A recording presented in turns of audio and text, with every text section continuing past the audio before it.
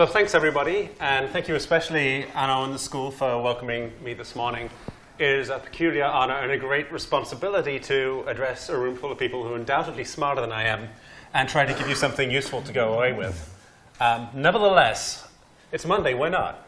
So, this briefly is me. I'm going to apologize to James. Jonathan, I called you the wrong name there. I have an interesting name now. I used to be called Ed Dumble. I got married. We invented a new name. That itself breaks a lot of data systems in this country. And we threw a hyphen in for good measure. And I can tell you, so many systems don't even allow hyphens in names. So that's who I am. And I kind of spent most of my career pretending to know how to code and do things like that, but half the other time of it really explaining out to folks what's actually going on in technology, try and give them a context of how to think about it. And that's really what I want to do this morning, is give you a bit of a context about how data is changing industry at large. I've been lucky enough to have a front seat to the rise of big data and data science, and whatever we want to call it now, and understand why it's important. So one of the ways in which I'm doing that is with this group of people, Silicon Valley Data Science. I joined this crowd about 3.5 years ago. And we're a small specialist consulting firm. And really our big project is to say, well, can you take the way that successful data-driven companies, successful startups work, and kind of export it out and have other people take advantage of that? Can we bring to the sort of mainstream industry what the startups have been doing, what the data-driven companies have been doing? We think so far the answer is yes. So it's been an interesting ride, frankly, doing a hard thing, which is data science, in the hardest way possible, which is as outsiders coming into a company, being on the hook for doing it. And so for every process, every workflow you may have inside the organizations you work, it's been a responsibility for us to kind of make sure doubly that works, because we've got to translate it, have it work in another setting. We also can kind of get sued if it doesn't work out rather than just sacked. So there's a lot of impetus, and sometimes I curse our CTO, John Akrid, who dragged me into this thing, because frankly, we are doing the hard thing the hardest way, and that is not in line with one of the chief characteristics of a good computer programmer, which is laziness. Talking about being lazy. So who's heard the sort of aphorism that 80% of data science is preparing, getting your data? Pretty much everybody. And you all think it's pretty much true, right? It's not a trick question. I think it's true. Okay. And so this is really where I want to start, just to understand why, and then lead into sort of a larger framing. So yeah, 80% of the work is prep. And a lot of people think, well, if it's just prep, then it's not skilled, it's useless work, let's try and automate it away. And so you see that quite a lot of startups, businesses focused on providing tools to get through the data prep quicker. Because in a world where, frankly, there's this maddening acceleration of AIs and bots and data science everywhere, you want to get to the good stuff, right? You want to get to the stuff you can show off to people, where you can start to make a difference. And so data prep feels a bit like this in the minds: dark, dirty work that's frustrating until you get to do the fireworks part of it. And people don't appreciate you because they say, would you analyze this for me? And for 8 of the 10 weeks you're analyzing it, you're just digging. Except this is not the time to despise this work. A friend of mine, data scientist Claudia Perg, said, and she wrote in KD Nuggets earlier this year, this is the time where you get to understand the data. When you're busy trying to find which signals are important, when you're digging through the data, this actually is the bit that really matters. And that's kind of the theme, right? Data really matters, and understanding it is the thing that makes the difference in its application as you go on. And I'm going to enlarge that and say that in a data-driven business, being familiar and getting deep down in the data is the way to run the business and the way to drive it forward. So let's say there's a world in which all these startups are successful. and we have a monster data mining machine to bring to bear on our prep. Well, guess what? This is a law of the universe. 80% of the work is always going to be data prep. Because if you find it easy to get data sets that you couldn't get before, so does everybody else. Where's your competitive advantage? Everybody's going to have that information. And so you dig deeper for the next bit. 80% of the work is always going to be data preparation. So, and why? Because data, that information, that insight, is the valuable thing.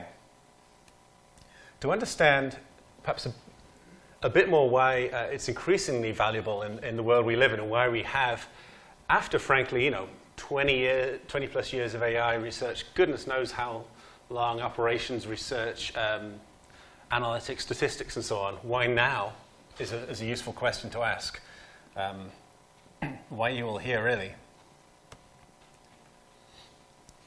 And so this is how I started to frame it when I started to tell folks at Strata, folks from industry, why we're having a big data conference, why it's a thing that actually matters.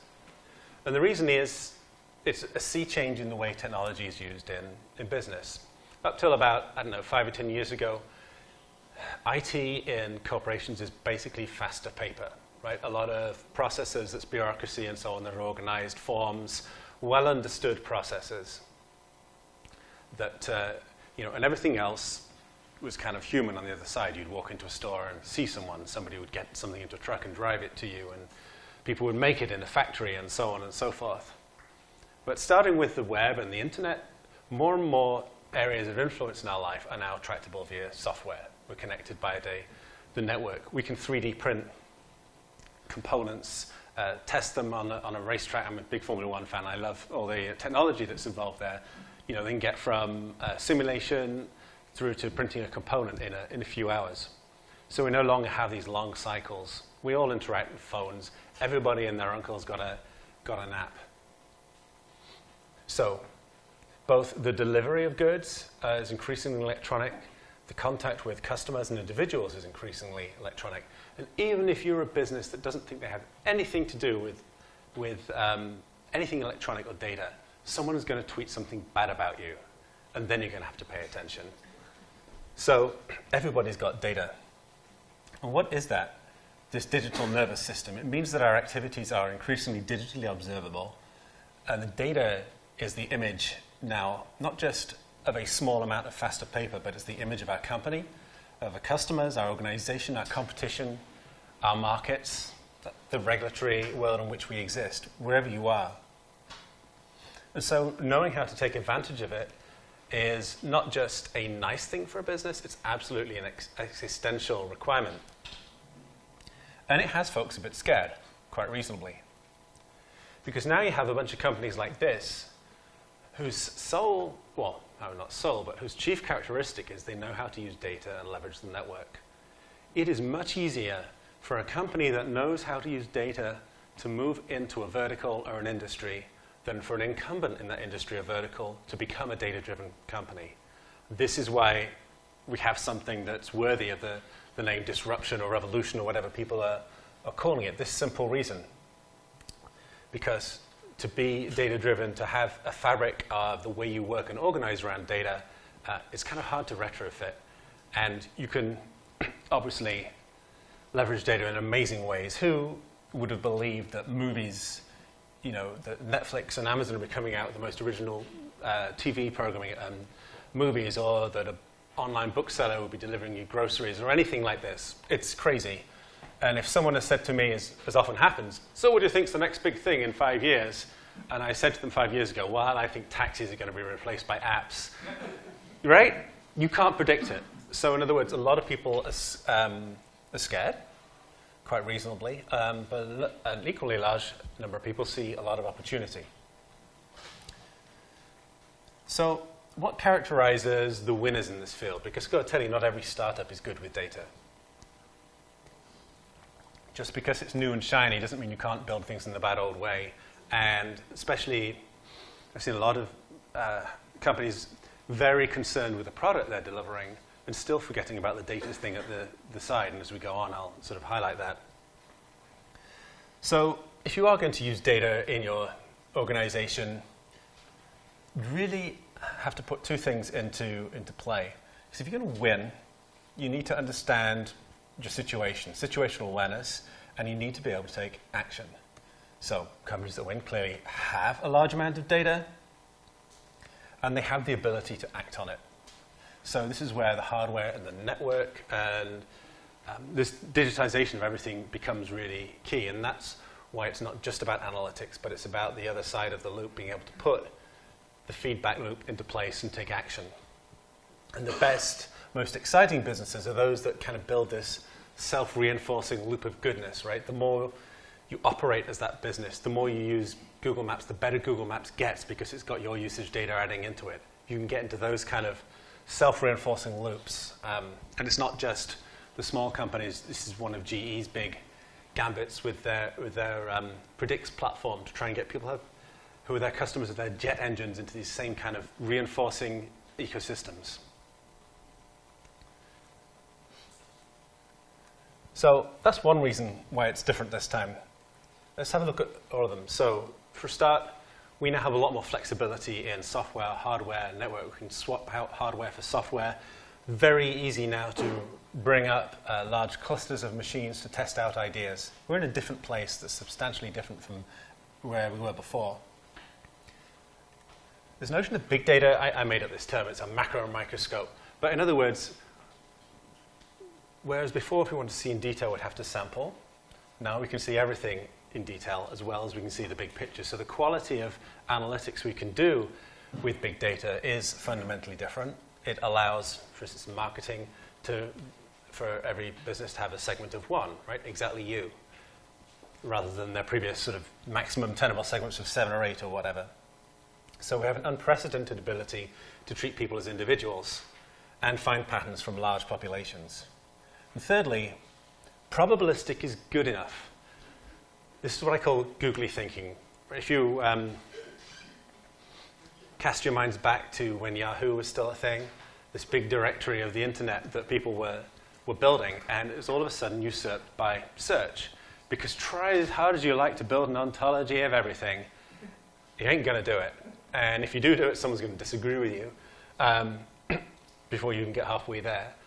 Yet in business, particularly where we've got large entrenched IT departments, you tend to think, well, we've got to organize this, we've got to put it in a schema, we've got to treat it like this. So you see companies where they've got well-established data warehouses and things of doing it. That's the only lens they can see data through. We had a customer whose one of the senior engineers said to us, unless data has a schema, it doesn't exist. Right? So I can understand his point of view, but there's a lot of power in liberating yourself from that thinking. So the future of business with data is kind of holistic. I saw this wonderful quote, as we're all thinking about whatever's next. It was apps, now it's bots, chatbots on things, and it'll probably be something else in another year's time. The real realization is that we're actually moving to build around data as our platform. And I saw a tweet from a guy who was, I think, attending the Google Cloud Developer Conference. He said, I kind of see where the future's going now. Everything is built on data as the platform, no matter what, whether it's an app or a chatbot or whatnot. So, future exists in us joining up all the legs and arms of the things that we do, our software, our hardware, into a product, into a system and a platform. And it's not just startups that get this. Recently, there was an announcement from GSK, GlaxoSmithKline, doing a joint venture with Google to really have what they call bioelectronic medicines. And you find many examples of this joining it together. So, two things. Get data, act on data. How do you get data? This is kind of the level, if you look inside the organization you're with, of kind of maturity. Well, step one for getting data. You could buy it. Everybody buys data. You might buy enriched data on your customers. You might buy data on your competitors. It's access to targeted intelligence in an area where there's clear business value. Unremarkable, kind of like table stakes. There are 4 of these, by the way. Second thing is integrate what data you have. number one blocker to any business making use of data right now. It's in 10 different places in 20 different formats with about 5 different dragons to slay before politically you can get through to the data. Kid you not, this is where we're stuck. This is where most people are stuck right now. And that's why there's this wide open street to drive a data-driven company through. So every CIO I meet says, yeah, no problem seeing how good data science or analytics is. I just wish I could get the data together. So this is the beginning of enlightenment, is instrumentation inside your organization, your operations, your product, your interactions. If you start to instrument those, gather data from them, you get a much better picture of your organization and how it operates. You can catch things before they happen. So this is where things like predictive analytics start to kick in to being useful. We're working with a very large data provider, hugely successful organization. They syndicate data to many different travel planning websites and so on. And they're still in this position where when outages happen, they don't quite know why. They don't know the full cause. They don't know how to predict them. So many organizations are in this stage here where they need to instrument better to understand their own business and be able to catch things before they happen. And all of this still is getting to the place where you really want to start, which is to be able to design in data acquisition. This is this beginning of the benevolent spiral of goodness where the more something is used, the more data it generates, the more it feeds back in. And there's a consequence here for the kind of business models that you're going to pursue. When you start to get here, you start thinking about things like platform business models rather than standalone product business models. You start to think like Amazon Web Services. Oh, we'll offer all these machines. Then we'll see what kind of common tasks people are doing on them. We'll offer a service on top, like Elastic MapReduce, when they saw lots of people running Hadoop on top of it. These are these ecosystems. So it's not surprising that you start to see companies like Google and Amazon in this platform stage, but that is a real change in business model that you have to adopt to take advantage of data. And like I said, GE is also a leading star from the industrial side here. So we've got data. That was really easy because there's only 4 bullet points.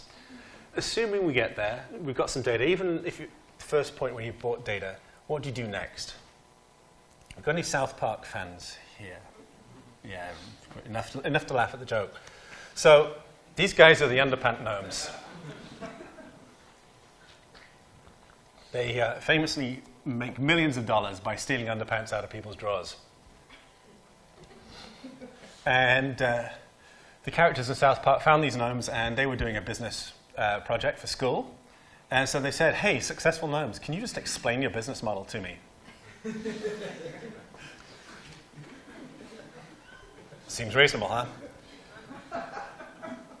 And certainly when you see a lot of kind of the cargo culting of people's success, you say, oh, we'll do what Google did, and then we'll make money too, right? We'll do data science. Great, because they did it. Kind of forgetting this middle bit. So we hear this quite a lot. And this is a good customer. This is one we like, right? Because they're saying, yeah, help us here. But effectively, they're saying this. Exactly the same thing. So part of what we're all engaged in is trying to figure out what step 2 is. How do you chart this unknown? It's hard, really hard, actually. None of this is easy. Because if it was, everybody would be doing it, and I wouldn't be standing here talking about it, obviously. This is the craft. So this is for you working in data in your organization as you rise up through your own organization as leaders. This is the kind of thing that you will be driving. How do you put this data that you've now got into service? And what does that really mean? It means meeting a business goal.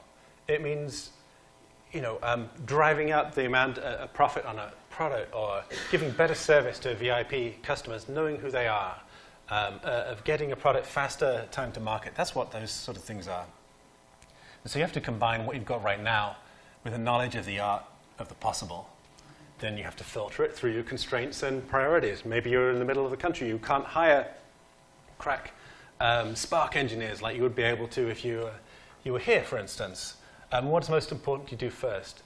These 2 bullets, this is the art of starting to make a data-driven business. Charting your strategy around data. And what's the inevitable consequence of this is that we need excellence in leadership. That leaders of companies need to be very savvy about data. Otherwise, how do you know what's possible? How do you know that this is the potential of the technology that could really change where your business is headed? And if you're a data scientist on the other side, how do you discover what the business goals are? How keyed in are you really to what makes the business tick, where strategically it has to go? So something has to change in the way that businesses are run. The 2 things that are consequence of that, one is a culture change, of decision-making, of respect for data, of the, not denigrating technology anymore. I think it's now we're somewhat into this, but even quite recently, our CDO was at an event where the CEO said, "No, I don't understand all that data. I leave it to my chief data officer here to do that." And like John was like, "Buddy, get a new job," because the guy who's steering everything doesn't understand the capabilities of the technology. It's not a good place to be. So sometimes we talk about this, and people ask me, "Well, what can I do to persuade my CEO or my chairman or whoever that there is value in this data and we should pursue this?" And sometimes we say, "No, you should probably look for another job with a company that does understand it." You can't fix. This is the other thing. You can't fix everybody. As a consultant, it's our luxury to be able to pick the battles we fight. But you can vote by where you work as well. And this second thing I want to touch on briefly as we speed through time about building for experiments. Because we talked about people, culture, strategy. The actual technology foundation that you build is really important as well. So what does it mean to build for experiments? And what I mean by that is the essence of using data to drive your business is to be able to set up lots of experiments, right? To be able to understand. We've already talked about how the future is uncharted, and we have a very good way of discovering the unknown. It's the scientific process where we do conduct experiments. In many ways, around here, all these hundreds of startups is in itself a great experiment, of which a very small number will work. But survivor bias is a wonderful thing that keeps us all in the game. So if you're building for this inside your organization, it's often a very sea change. Experimentation is a dirty word inside many organizations. So what's the thing you have to do to make experiments work? Well, they have to be cheap. You have to be able to do many of them. For every paper that gets published, there are 900 or so with negative results that never get published. And if you're running a budget inside an organization, you see 901, right? And the one that works doesn't look very good unless you've got a context for understanding it. And if failure is a feature, then we learn how to ask better questions. We don't have to pin our egos or our future success on this one thing that, damn it, must work. Everybody's got it, and every enterprise has a 2-year pilot project that was too politically charged to kill. It's just a waste. So you get to ask good questions the more you go wrong. Second, we need to be able to make it quick inside our organizations. Both our ability to learn from the data, but also our ability to adapt back and change and feed that in, enable that feedback loop. And finally, and most importantly, we don't want to break things while we're doing this. We have businesses to run. And this is why most businesses find it difficult to adapt, is because we become optimized for the production, the profit, the lean, bare bones they need to do to get the product out and keep their business going. So we need to make a way of being able to reuse data as building blocks and the things that we create to further innovate without actually killing it. And the good news is that we have technologies for all of these things now. Most of the buzzwords that have come out of the technology industry in the last 10 years actually contribute to this sort of holistic platform for creating an experimental, data-driven enterprise. And if you've been involved with any of these, they might individually seem like trends or fads.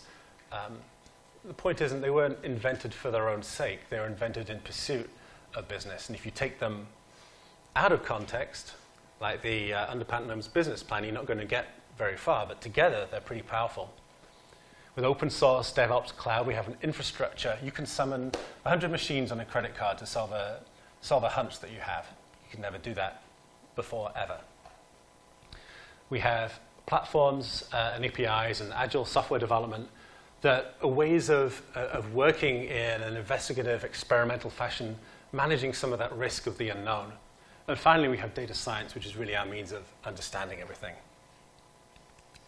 So as I finish up, just trying to give you this bigger framing of the changes that are happening in business, the changes that are happening in the companies that I meet, and the way they're thinking about things. And also, hopefully, to kind of steer you to understand, is the business you're building in the right place? Is it building this fabric? So first, don't despise that 80%. Next time you're in the coal mines, think, I am learning something that is incredibly powerful here. Everybody needs to be deep in the data. Secondly, I haven't had time to go into this a huge amount, but when you're designing systems, design for the data and around the flow of the data and the value that's in the data, not just the function. It may be chatbots today, it's apps the year before, whatever. The function isn't the deal. You design around a function, you get data locked up in silos. It's very difficult to get out for any other use. So think about the flow of data. The data is the prime aspect in what you're building.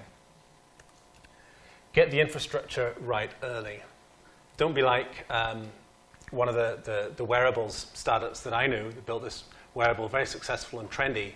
They didn't think about the data, and the only thing they could do was get battery life off all of their devices. Even though they had a marvelous ecosystem they could have leveraged. Nobody wears their wearable anymore. They're a flash in the pan because they didn't get the data side of things right early, even though their device was really nice to wear. And finally, get business involved from the beginning. Don't be loners as data scientists, but be in and integrated with the business of the business and help your leaders be better data people too. So thank you very much. That's the end of this talk. All right.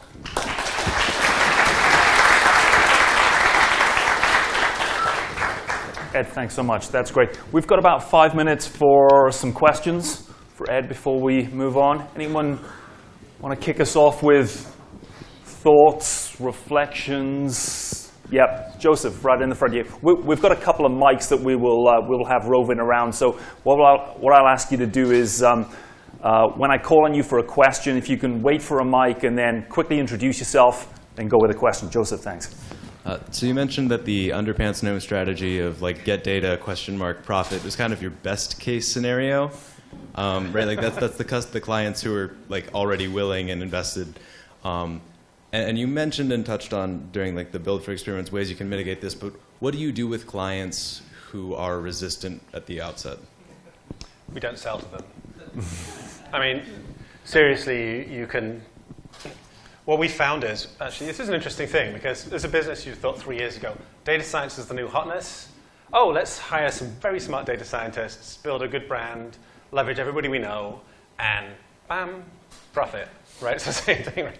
Well, it turns out no. I mean, I would say that the level of data awareness and willingness to work with data is only just starting to pick up in the marketplace for us right now. We found some early movers who understood they wanted to use data science and so on.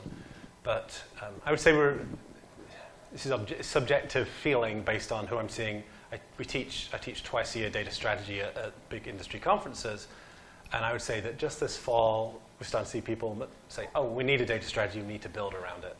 So I don't think it's our job to persuade anybody otherwise, but there's kind of like a maturity and realization that's starting to happen. Okay. Joseph, let me see if there's other questions, and then we'll come back to you. Other perspectives.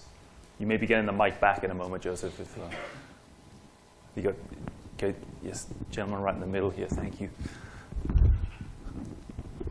Hi, this is Benson. Why?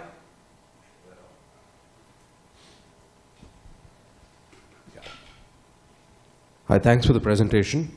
Why is data strategy and thinking about the data infrastructure important up front? I thought being agile and flexible as you go is equally important. That's a good question. So why why should you invest or think about the data infrastructure you're building up front? Partially because you are building towards a platform for data inside an organization. In other words, one of the chief things that's limiting people exploiting data is how siloed it is and how difficult it is to get from place to place. So when we're building a data-driven business, the key thing is that we want to maximize every worker's access to the data to do their job, which isn't to say that you go on a 2-year project, build up a marvelous infrastructure, and then you run out of money.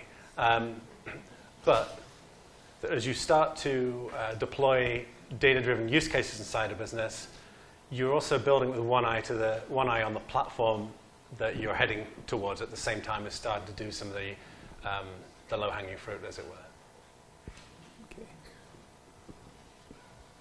Time for another question. Yeah, right next door there. Thank you.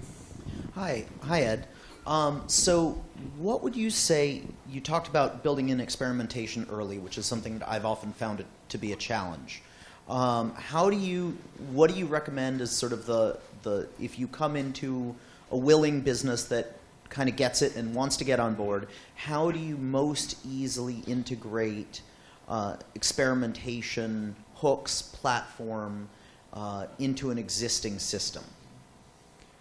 How do I most easily? Well, everybody's different.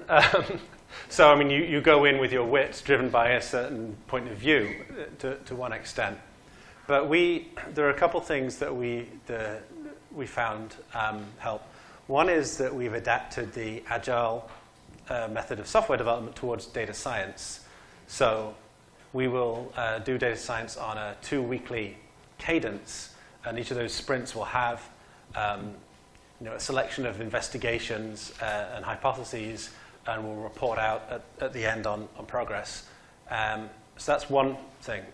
The second thing is that we do not send data scientists in unescorted, which is to say that very often what we do is a team approach, where in a team there'll be data scientists, there'll be data engineers who are able to liberate the data, get it there, and there's also a solution architect who is largely, as well as having that design element, a good business interface. So there are 2 strategies that we've used. Great. Thank you. Okay, so with that, I'm going to ask you to join me in thanking Ed for kicking us off this morning.